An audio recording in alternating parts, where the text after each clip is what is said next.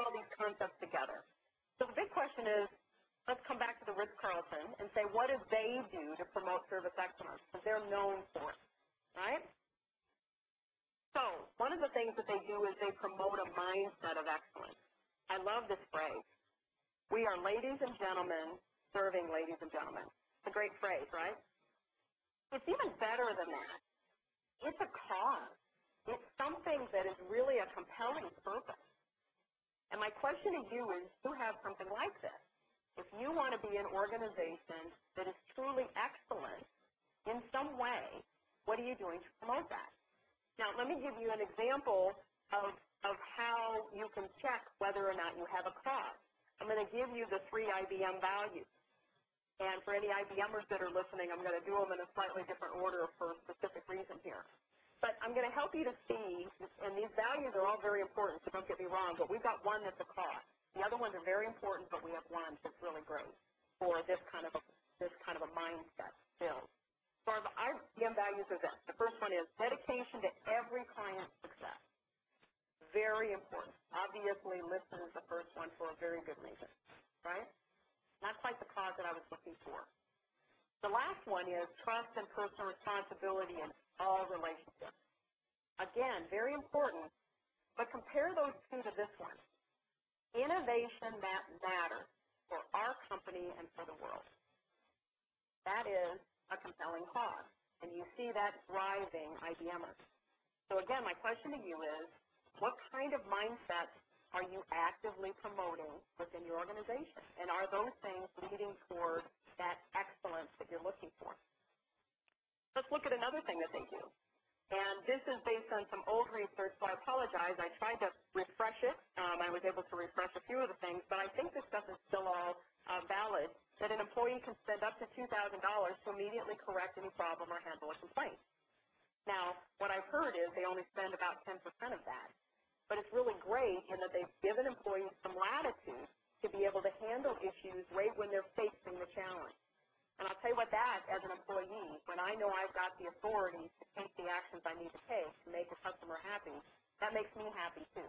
Because the difference between somebody who's unhappy and a smile on their face, I get the immediate gratification. Right? So they have some business practices that empower their employees to provide that excellent service on the spot.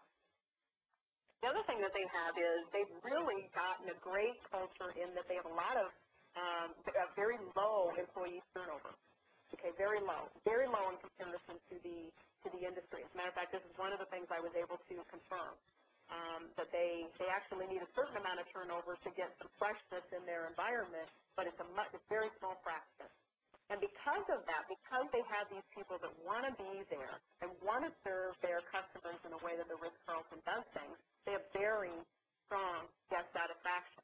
And that's what's leading to the very strong performance. Now, again, these are old numbers, but I was able to go out and look at some of their information, and they have good occupancy.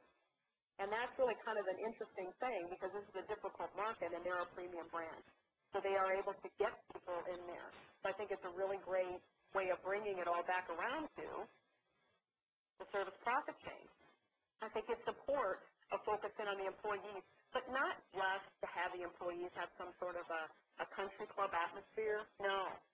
What they've done is enable the employees to drive the customer satisfaction because they're the ones that are with the customers on a regular basis. And it's that leads to the great financial results. So let's come full circle and leave ourselves a few moments to answer some questions. And hopefully you see now my very strong point of view that culture is not only a key driver, I might even go so far as to say that it could be the key driver for getting to an environment where service excellence can truly thrive on a daily basis. And now hopefully you've got some tools that you can work on it. And whether or not you've used all of them, you've had those four, the values, principles, the behaviors, the individual actions, and those models to work with. And now we're offering up to you this idea of business practices or the collective actions, which you can now use in combination. IBM, for instance, frequently uses these things in combination. I'm working on a project right now where we are both using one of the behavior-based models as well as business practices I've worked on others where we've had the IBM values, which are very important to us, with business practices and behaviors, for instance. So these things can be used in combination. And I might go so far as to say is they're best used in combination, where you take one and then use the others to help give a richness in what you're expecting.